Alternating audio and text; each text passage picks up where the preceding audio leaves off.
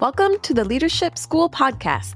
I'm your host, leadership and self-care coach, Kyla Kofer. Here at the Leadership School, you'll hear leaders from around the world sharing their stories and expertise on how to lead with balance and integrity.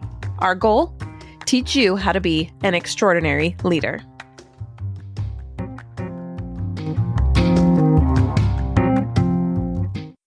Welcome back, leaders. I am joined today with Monique AJ Smith. She's a leadership strategist.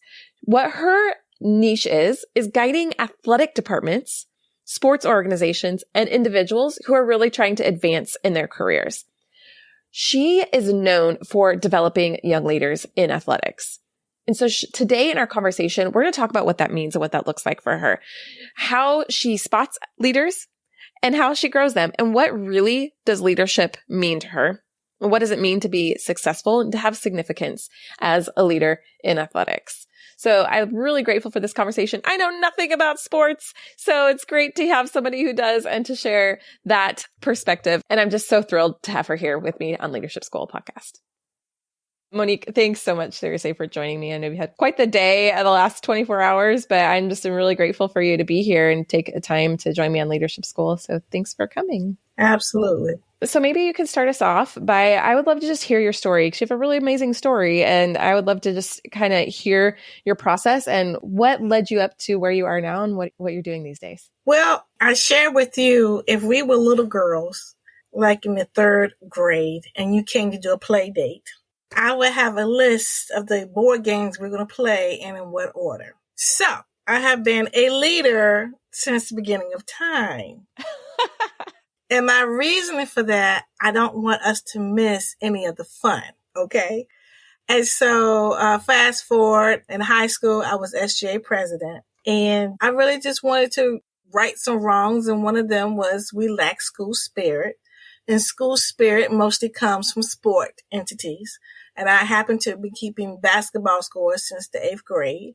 So it all kind of came together. My father was assistant principal, so always had to be an all athletic event. So it was just something that I saw and watched. Didn't know what I was really watching, but everybody came together around a sporting event. So my leadership was around how to build school spirit, because I just saw that we just didn't have that. And I'm from a small town. Is one county school, but it's different towns that make up the one county. So we were so separate. So I hope that kind of explains what I mean about being so separate. And so fast forward, I'm in college. My English teacher said, well, you like to plan things. You like to organize things. Like to tell stories. And so major in public relations. So I went to Hampton University. Thought I was majoring in PR, but I was majoring in mass media arts, which ended up doing well because I learned newspaper, television, magazine, of course, how to become a reporter, and then the one class out of PR. But then I was introduced by a card on a bulletin board that said, PR interns needed. Cards on bulletin boards actually worked. Yes. Funny, huh? And so that was my sophomore year in college. It was January, matter of fact. And I signed up. I was the only woman, only girl. And I had 3 guys with me. And we were assigned to pick the players of the week, coaches of the week. And then I was introduced to sports information director, which is the sports PR person for athletics. And again, when you think about leadership, it's guiding. Okay. And so in this position, you're guiding the focus of media, the crowd, and even opponents, because you're highlighting star players. But again, you're building community again. And so again, that's what leaders do. I like to, with my clients, I like to say, I'll help you lead your ship to your desired destination. And I usually do that by asking who's guiding your ship first. I want to know what influences do you have and how much of your direction is determined by what others think versus what you know in your gut. So I help you kind of listen to your gut first. Because if you're going to be a leader and be out front, you should be leading for what you believe in, not what everybody else believes in. So my first job was SID. I got there. Funny thing, I could not do my roster until all the student athletes had been cleared for compliance. I got tired of waiting. I said, I'm going to figure out how to do this myself. So when you start figuring things out, people gravitate to people get things done, not the titles. So that's how my leadership piece in athletics began to grow. I ended up being the athletic director at 28 years old. That's not common, right? That's pretty unusual. No, very much so. To be an athletic director at just 28 and to be a female athletic director. Yes. And this is 1996. Yes. That's still even not common today, but in 1996, like that was a huge accomplishment. So how did you get to be an athletic director, and how did you move yourself up to that so quickly at such a young age? It's called default. I said people gravitate to people to get things done. And so I was a person that got things done whether I got the title or not. And just so happens I was working the Olympics when I got the call. He found me, tracked me down in Atlanta to say, someone, your current athletic director is leaving. I said, no, I didn't know that. I've been busy down here, And he says, I want you to take the athletic department. I want you to be the interim athletic director. And I'm like, huh? I want to congratulate you, even though that was a long time ago. I still want to give you a high five. That's pretty great. Thank you. And so I said, let me think about it. And so guess what happened that night while I was thinking about it? Hopefully they raised the salary. No, we didn't get to that point. The bomb went off at the Olympics. Oh, that's right. That's right. I forgot about that. And I said, it was traumatic because I was in the parking. We were on the interstate. Now we were on the state. We were on, it was like a 4-lane road and it was like a parking lot. Nothing was moving. So people were telling us what was going on. And like, did you see, we had bad cell phones. Okay. This is what we had. So I didn't have any kind of way of knowing what was really going down. And I said, life is short. I'm going to go ahead and take this position. Someone sees potential in me. And I'm going to take it. And with things I don't know, I'll learn on the job. And it's interesting because most people, get these degrees. And I believe in education. But what I learned was under fire. Now, it's interesting because I just finished teaching 6 years at Hampton University, sports management courses, like 3 courses a semester. And now I can say from experience to the book, the steps you're supposed to take, I can marry all that together. That's 30 plus years. I say 34, 35 years experience of leading athletic departments, athletic events. So where'd you go after athletic director? How long were you the athletic director there? 2 years. And then I went Division I. I became a compliance director.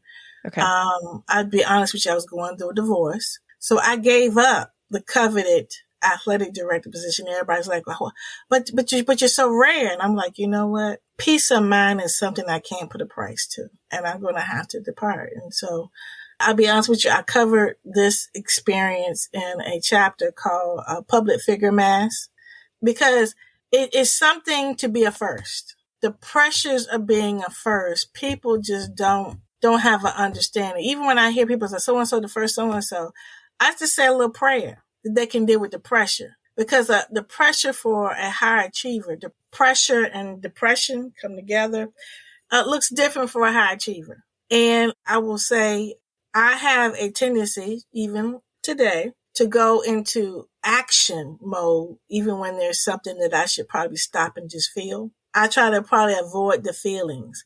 And I'm here to tell you, you avoid them, they're going to hit you smack dab in the face. You know this from experience. Oh, which is what I talk about, which is why I can really work with women leaders in athletics, because I can see, honestly, I'll just say, you might want to see a therapist. There's nothing wrong with you. It's just that you're snapping about things that is not really important. You need to just have somebody to talk to that. And executive coaching also works for some people, because I'm able to help map that out. I said, that was really, you're not going to believe this. That was passive aggressive. You really were upset about something else and you took it out on this person. And so I'm able to see that because, again, I've had a lot of experiences in these areas. So 2000, the commissioner for the CIAA said, come on back home. And I went to the CIAA, remained there for 13 years, went there as director of public relations. I was promoted to director of championships, then director of governance, and essentially chief of staff. And within those 13 years, what I enjoyed the most was creating the professional development programs. Again, it's better to have leaders than followers. And so when you can see, you talk about me being, a rare situation. Most of the women that are now sitting athletic directors came from either a program I created or hired a facilitator for or did executive coaching with, because I have a knack to be able to find the potential in people and to position them for their next.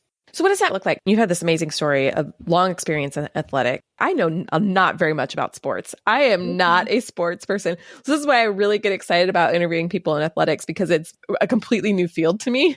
My daughter just took softball and I was like, what does that mean when they're doing that? This is a new conversation for me. So you have this long history and experience in sports. So you were developing leaders in sports and athletic directors, and you're noticing people and you're helping them along the way. What did that look like? I mean, what are you actually doing in these roles? Because when I think of sports, I did not actually realize there was all of this hierarchy. I thought like you went to college and you played like basketball and against some teams. Like I just didn't really think, and I knew that there's divisions, but I just didn't know how that all worked. So to hear that there's personal development programs, I'm kind of excited about that. Oh yeah, absolutely. But it's about leadership. It's all about leadership. I kind of don't have influence on coaches because there's a lot more to it than the X's and the O's. I can talk about leadership, how you lead your team, how do you communicate, what tools do you use. I have a lot of tools that I share. But mostly what I'm known for is to see when that coach is ready to become administrator. I'm known for that because I tell people all the time, you can hire somebody to coach like you, but you can't hire anybody to lead like you. Yeah, you're known, like you said, as the person who develops those leaders. So tell me, how are you doing that? Like, how are you seeing people? What are the traits and things that you're noticing that this is a person I need to work with to develop? So that's part one. And then part two is, what do you do after that? What does that development of a leader look like? Well, most of the time the people kind of identify themselves as a leader. But let's just say, so I may have a person who wants me to mentor them. But I have a program. I have an advanced academy where we meet every third Sunday, and I bring a topic of either I or a guest expert. So I have a guest expert that's going to be on this Sunday. And we're talking about soft skills. How if you don't have soft skills, how that stops your advancement. Because again, I listen to when I do executive coaching. That's another piece, executive coaching, that I either sitting ADs, folks who are in that who want to advance to the next, and they're not, most of the time, they have not positioned themselves as an expert. So then that's why I put my little marketing hat, my PR piece on. What is it that you want to be known for? Let me help you package it that. That's how I got the magazines out, as you can see behind me, depending upon where they are. This is how it flows. So we have podcast listeners, okay? So the podcast listeners, they get information for free on how to advance their career in athletic administration. What's the name of your podcast? Chat in the Garden. Okay. Chat in the Garden. And because when you think about me and when you think about growth, so from there, you can either go and want to do executive coaching, which is we meet every 30 days, and I help with a specific area, okay? But usually the first thing I do is mindset work, because we talk about when I told you about the mindset about who's guiding your ship.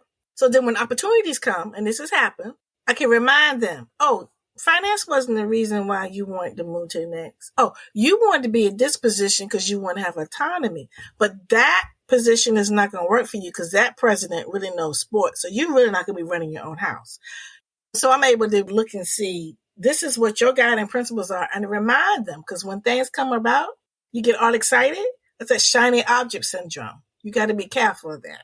All right. So then I have, again, the membership. Those who are coming up the ranks haven't reached here, and they need networking. They need to be like-minded individuals. And so there I'm looking at them talk to each other, and I'm able to see their thought process. Also, so one lady came to me and wanted to get a coaching job. I said, you know what? The way you think, you really think, look at administrative jobs. And I want you to apply for this job and this job. You see what I'm saying? Okay, so you've got such an in with the sports. Like, you know who the people are, you know the networks, you know the different job positions, and that it just makes sense to you. So it's easy for you to kind of look at someone and understand their skill sets, their vision, and Mm-hmm. know where they would be a good fit and kind of refer and steer them into places that they would be successful. But you keep speaking about the sports, and it's nothing to do with the sports at all. It's all about their leadership. Do they only think about themselves? Do they consider others when they are considering the next direction we should go? Do they communicate well? Can they solve problems? And I will put them in positions, like I have an event and I'll invite my clients to come and help me. And I'm watching to see, can they rise to the occasion? Because people want people to can take initiative. If you got to have a plan and you can execute that, okay, well, that's not really a leader. That's a follower who's following direction. But can you create the plan of action and then communicate it with people that you don't even know yet, really? And I watched one of my clients do that. I was like, oh yeah. And so put them in a position where I can see them shine and then others can see. People say, oh yeah, Monique always got rock stars. Nothing to do with sports, really. It just so happens that this is our niche, but I really can't tell you how to hire a good coach. I'm going to be watching and see if they curse the kids out. There's some kids that like that motivation, but I don't even talk about that. I'm looking at who can be able to perform with less resources, who's creative to be able to, if we don't have an ice machine, how can you go get ice for your players? Again, your advancement has a lot to do with how you deal with a blocked door. Is that a blocked door or is that a door of opportunity? Yeah. And how do you manage the small things? Yeah. Because when you manage the small things and you problem solve with the small things, you have those skills to problem solve when things hit the fan or when they get bigger. Yeah. Yeah. Yeah. So I started this podcast because I wanted to learn and grow in my leadership journey. And I have been so incredibly inspired by the guests and the conversations. So once the interview ends, I actually keep the conversation going because I have found that sometimes the richest part of the conversation is when we feel like the interview's over and we can just kind of have a relaxed, more casual conversation. Also, if you've noticed, if you've been following this podcast for some time, I used to ask every guest 2 questions. What does integrity mean to them? And what does balance look like to them? Well, I haven't stopped asking those questions. We're just putting those over on our Patreon page. So go check it out at patreon.com/leadership school. And for $6.50 a month, you can support this podcast. It takes a lot to produce every single episode. And honestly, I could use a little bit of support. So anything that you're able to contribute would really mean a lot to me and would able to help me to continue to bring these high caliber guests in to have conversations on what does it look like to be an extraordinary leader and how do we practically do that. So those conversations are continuing over at patreon.com/leadership school, where I'm asking guests some extra questions, some bonus questions, and you'll get some bonus content over there. So be sure to go check it out. Thanks so much for your support. And thanks so much for subscribing, listening, and sharing this podcast. It really does mean a lot. And I'm so honored to show up here in your podcast feed. Okay. So, you mentioned coaches and coaching, and you mentioned just now, cussing at the kids. How has coaching and coaching leadership changed over the last 30 years? Because I feel like people don't coach anymore the way they were coached or not coaching the way that they were coached back in 1990, that whole system has changed. I hope not. I hope they don't. Yeah. Yeah, because you cannot coach the way you were coached. Because kids are different today.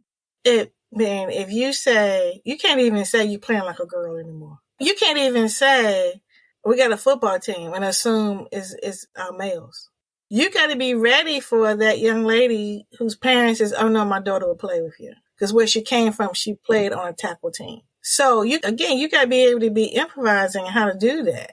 You're too young to know this, but there was a show called The White Shadow that came out in the 70s. And it just so happens that my cousin played on that team, was an actor. And that's one reason I was watching it. Now, again, I'm in the 3rd and 4th grade and I'm watching this drama unfold, but the lessons learned in that. So we talked about how to know how to adapt. So there was a learning disability, a child with special needs that the coach in the TV show had to try to implement in his PE class.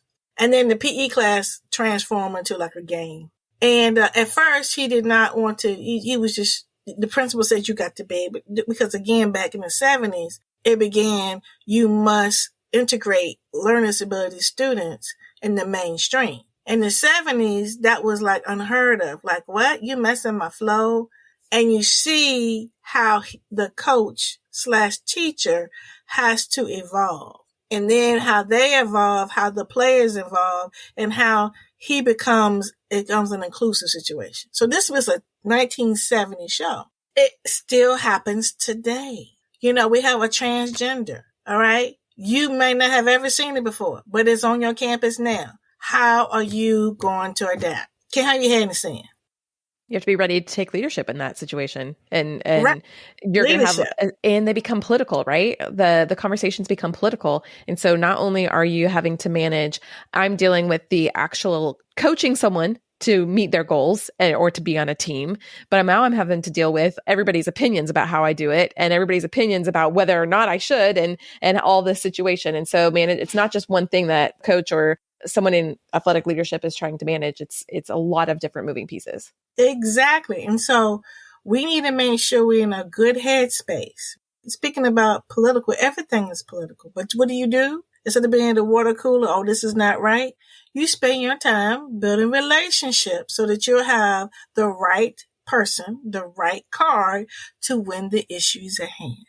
So, Monique, you've kind of moved from being in like official athletic positions, like working for organizations, and now you're kind of doing your own thing. You've got your podcast, Chat in the Garden. What's the name of your company that you're doing now? My company is called Seeds of Empowerment. Okay. And tell me about all the little parts of that.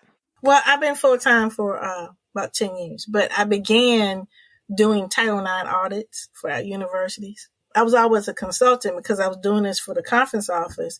And then other conferences was like, hey, can you do a women's program for us or, help us grow our women leaders within our athletic department? And I was like, sure. And then I would give them the tools about Title IX and it just began. Here's the point. Can you imagine being the point person to bring the unpleasantness of you're not spending money right for women? Okay. Do you think you get closed doors? So I reversed it. I said, okay, what you're going to do is find out where the money is being spent in your athletic department. And then you're going to take the information and make a presentation to the financial people within the university, not in athletics. And then raise your profile. And then you'll know where the money is. I mean, in 9 times out of 10, that's how these women became athletic directors because they became person who could find cost savings. You see? So they figured out how to solve the problems. Right. And so instead of saying, why you're not spending money on women, you go find, okay, well, you see this right here, this right here is a violation. But if we do blank, blank, blank, we'll be great. Awesome. So yeah, finding a way to like be the person to going above, going out of your way to start looking for things like that, solving those problems, and then bringing them to people and saying, look, I've solved your problem for you. The problem you didn't even know you had. Be the answer. Yeah. And see, and the thing is, this report I'm speaking of, no one ever wanted to do it. I said, I'm going to teach you how to do it. And then you're going to be the go-to person. And then you're going to be the answer. When you saw that one, then we say, can you fix this? How about this?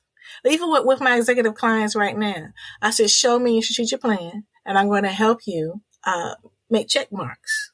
How we're going to get these things done. If you don't have one, I'm going to help you create one. So, and these are things that presidents look at.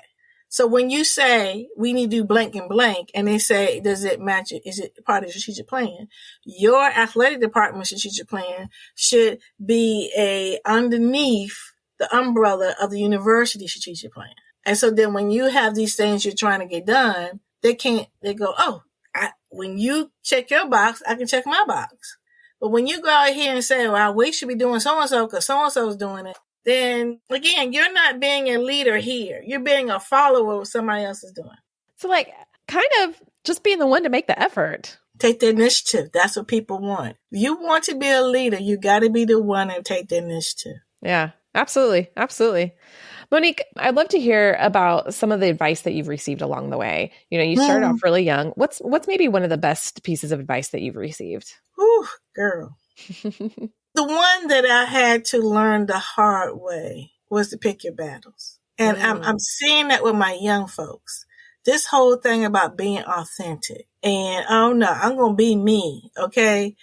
I have a magazine called Significance in Athletics and Sports. And I'm getting ready to publish the 6th issue in August. It comes to a year. And one young lady's in the first magazine, she talked about emotional intelligence. And she said, because again, she's a fairly young athletic director, but a winning athletic director, Division III, getting it done. And so I thought I'd ask her, she's a new wave, being your authentic self. And she says, they don't need to get all of you all at one time. Her name is Dr. Angel. Dr. Angel Mason out of a Division III school in the Atlanta area. But that's what she said, because I want to give her credit, but I claim it.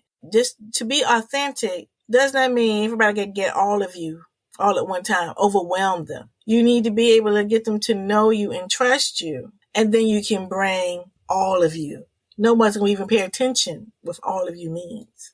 And so to me, that goes with pick your battles, because I'm like, I was really, again, being very young, 22 years old, only female, I was really strict about how I let people address me. And if you were a male and you said baby to me, it was like war. And then I was blessed to have a female athletic director that was my boss before I became. So I actually saw how she navigated being around men and got their respect. That's what I was always looking for. How do you get men to respect you? And what I've learned is you got to come with a knowledge base, something that they don't know about. And that's how things I just told you about Title IX, how the NCAA is about to do something and position ourselves to be able to get some of that money. So with me, she was like, okay, you want to make sure you want to knock people out because you call you baby. She says, what are Big House Gaines? The legendary Big House Gaines calls you baby because he can't remember your name. You gonna curse him out too? I said, I see your point. He might have called me Gal. Come here, Gal. Did he ever call you baby? Well, I'm talking about this man is up there with Dean Smith. Just the fact that he called me anything, I just feel so honored that I was in his presence. And so even if he called me Gal, I don't have to act like a gal. I carry myself in a certain way. Well, we get to determine how people are going to respond to us and respect us and how we show up for something. Always, 100% of the time. So even if someone calls you something that you don't appreciate, we get to decide how we're going to respond to that. So then we're still in control in that moment. And we get to decide how we're going to react and who we're going to be. So are we going to continue to be a person where they just call us by whatever random name, or are we going to get to be the show up so that they know what our name is? And we get to always 100% of the time, no matter who you are, you always have the power over yourself and your own control and your own actions and the way that you show up. And so when you're talking about in these situations, you were just grateful to be in his presence. I think he was lucky to be in yours. Well, right? Again, Big House Gaines. Now, his daughter and I are the closest of family friends to this day. Yeah, it just depends. I'm really, because now I'm 55 and almost everybody's younger. And so I get called Miss Monique, Miss Smith, things of that nature. I do correct if you call me Monique, and I can be your See, mother. but now you can tell people that and they will respect that response pretty quickly. Yes. They'll respect that very, very quickly. Monique, I really appreciate your wisdom and your experience and you just sharing your life story and the way that you see leadership, because I think that's so important. We so often ask that question, like, am I really a leader? And, you said people come to you and they say that they want to grow in their leadership. But sometimes I know for myself, and I've seen this happen so many times where people go, well, but I'm not really a leader. But we all are, and we can show leadership by doing things, by taking action, by taking that initiative, as you said. And that's what makes you a leader. It's, well, do you want to be a leader? If you want that position, if you want to be called a leader, then show up in a way that makes you a leader. And that's what makes you a leader. Well, it's funny you said that, because I have a lot of disgruntled people. Like, I never get the promotion. So-and-so's not paying attention. I'm ignored.